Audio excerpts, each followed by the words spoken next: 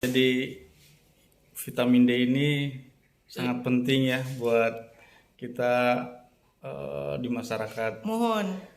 Jadi selain itu Ya. apa yang buat autoimun aja atau Enggak. Nah, yang kedua itu berangkat dari vitamin D, justru berangkat karena ketua umum kita, ketua umum Partai Gelora, Pak Anies Mata, yang memberikan perhatian khusus terhadap stunting gitu. Dan kemudian berdiskusi dengan Pak Anies, saya bilang, Pak Anies, ini karena memang sosialisasi vitamin D kurang ya, karena vitamin D ini kan fungsi kedua selain meningkatkan daya tahan tubuh adalah penyerapan terhadap kalsium. Jadi kalau kita rendah vitamin D, mustahil tuh kalsium bisa diserap sempurna. Pasti jadinya kita jadi stunting kita banyak, dan memang kenyataannya stunting kita banyak ya. Walaupun memang dikatakan bahwa stunting itu gangguan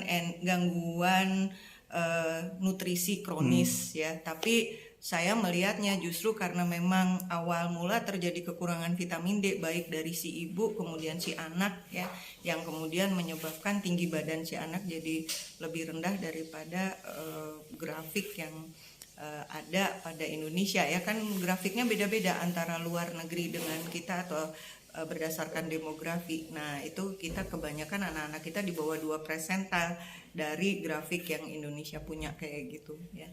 Nah, itu jadi untuk kesehatan tulang dan gigi karena asupan kalsium ya. Itu jadi penting untuk menurunkan stunting.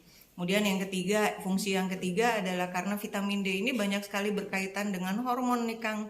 Dari mulai hormon reproduksi ya, estrogen, progesteron, kemudian testosteron untuk yang laki-laki, kemudian kortisol. Kortisol ini hormon emosi nih. Sedikit kortisol kita emosi, kebanyakan kortisol juga kita emosi, dan ini ternyata balance kortisolnya itu dipengaruhi oleh jumlah vitamin D yang ada di dalam tubuh.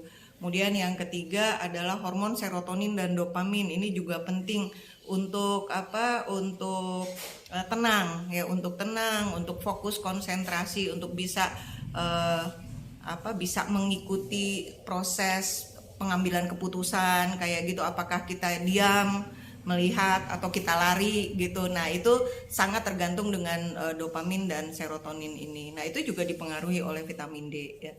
Kemudian ternyata vitamin D ini juga berpengaruh terhadap ketahanan flora normal saluran cerna. Nah, ini flora normal saluran cerna ini luar biasa sekali gitu.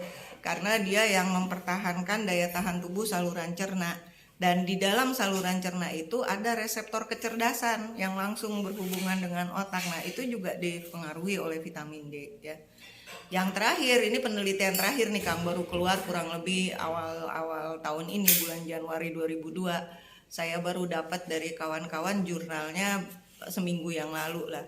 Ternyata signifikan vitamin D itu berpengaruh terhadap penundaan usia ya. Jadi untuk aging ya, untuk mencegah terjadinya prematur aging.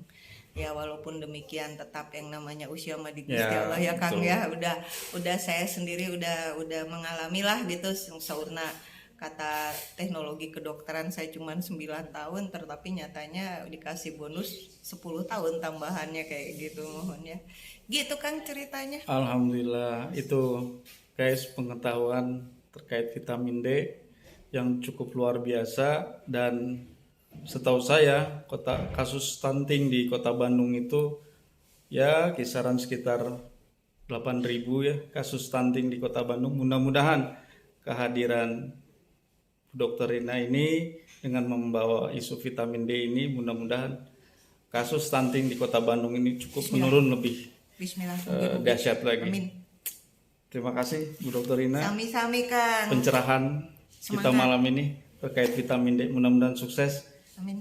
1 dari 500 kursi DPR RI, di situ ada Dr. Rina. Mantap. Insyaallah.